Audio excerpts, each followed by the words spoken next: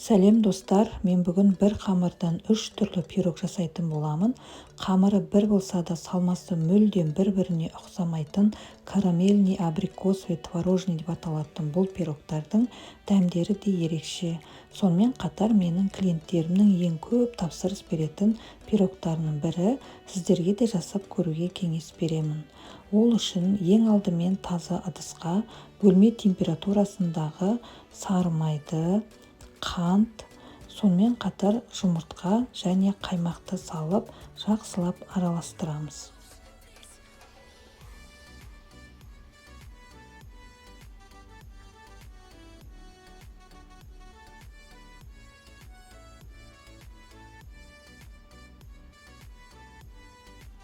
Бұл жерде қаймақтың проценті маңызды емес, қалаған кез келген қаймақты қоса берсеңіздер болады. Енді барлығын жақсылап араластырып аламыз. Үстінен ұнға разрыхлительді салып араластырамыз.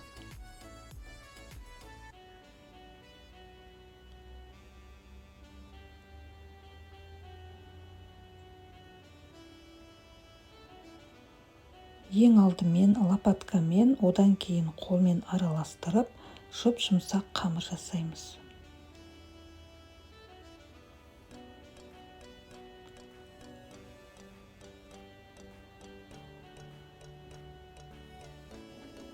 Міне бізде осындай жұп-жұмсақ қамыр шықты. Енді осы қамырды 3 бөлікке бөлеміз, яғни 3 пирогқа бөліп қоямыз.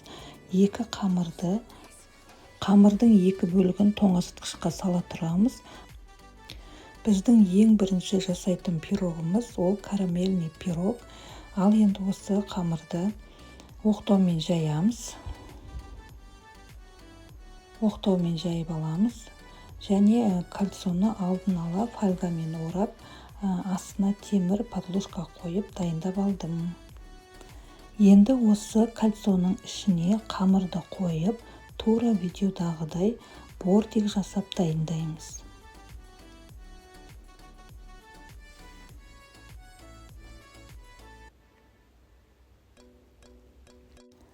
Ал енді ішінің салмасын дайындаймыз.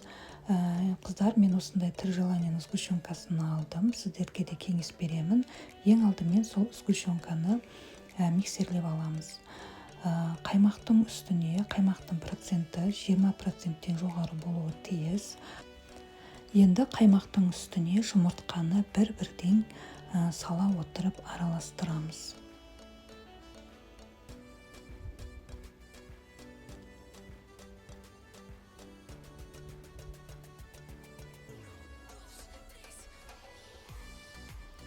Осылай венчикпен араластырсаңыздар, процесс тез жүреді. Қыздар, мен қант қостым. Сіздер қантты қоспасаңыздар да болады. Әрине, ол өз қалауларыңызбен. Енді сгущенкамызды саламыз және барлығын жақсылап араластырып шығамыз.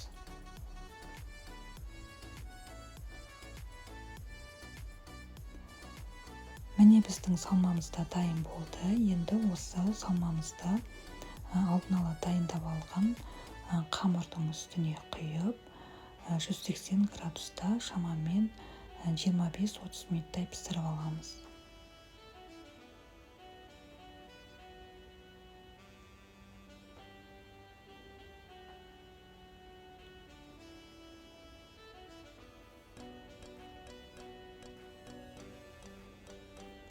Міне біздің пирогымыз да дайын болды. Енді сіздер өз қалауларыңыз бойынша әстемдесеңіздер болады. Мен қалған сгущенкамен сары майды араластырып, осындай крем жасап, әсемдеп шықтым.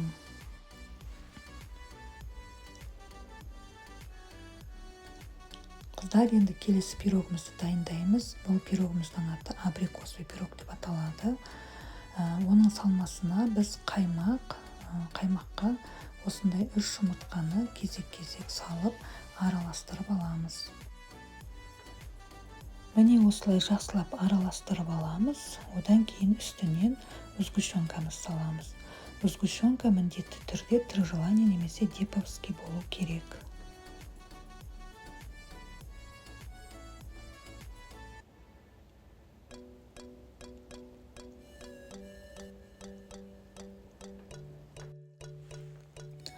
Барлығын жақсылап араластырып аламыз. Қыздар, мен үстінен қант салып жібердім. Сіздер қант салмасаңыздар да болады. Әрине, ол өз қалауларыңыз бойынша. Енді осы салмамызды алдын ала дайындап алған қамырымыздың үстіне құйып аламыз.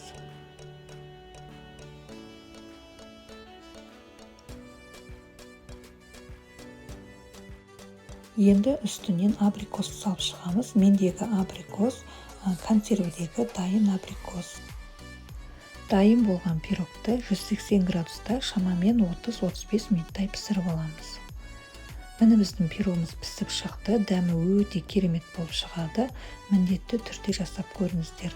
Келесі жасайтын пирогымыз творожный пирог деп аталады. Ол үшін қамырды екіге бөліп аламыз. Біреуін үлкенірек, ал екіншісін сәл кішірек қылып кесіп аламыз. Енді осы үлкенірек қылып кесіп алған қамырды оқтаудың көмегімен жайып аламыз.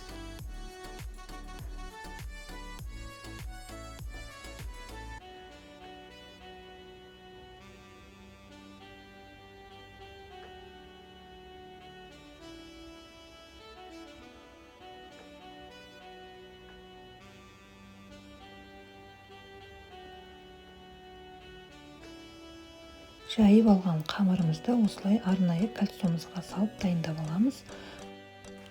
Ал енді ішіндегі салмасын дайындаймыз. Ол үшін бізге творог қажет. Мендегі творог домашний творог. Сіздер кез келген творогты алсаңыздар болады. Творогке қант қосамыз, жұмыртқа қосамыз және қаймақ қосып шығамыз. Осылардың барлығын жақсылап араластырып аламыз.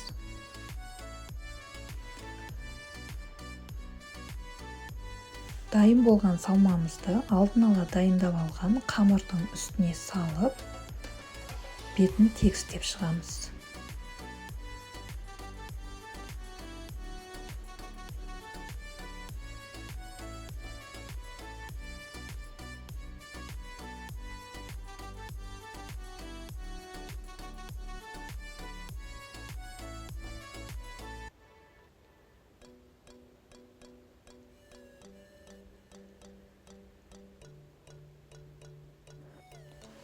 Қалған кішірек бөлігінде оқтаумен жайып аламыз.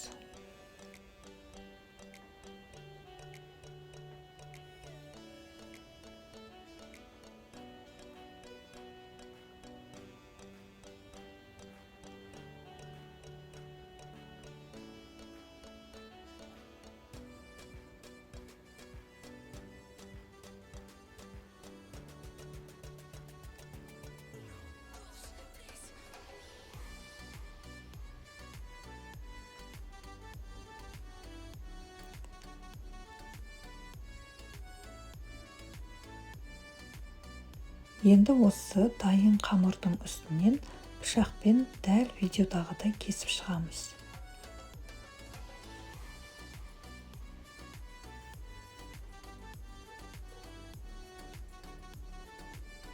Енді осы кесіп алған қамырды алдын ала дайындап алған салмамыздың үстіне дәл видеодағыдай орналастырамыз.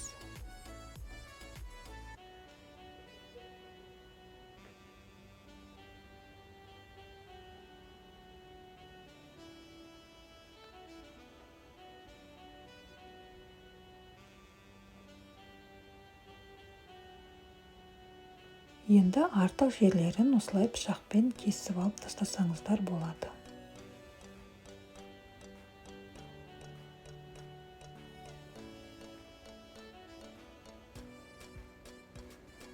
Енді жұмыртқаның сарысын алып,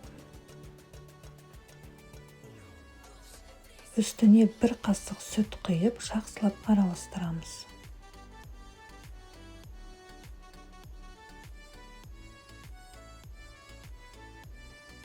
Дайын болған жұмыртқаның сарысын алдын ала дайындап алған пирогымыздың бетіне жағып шығамыз.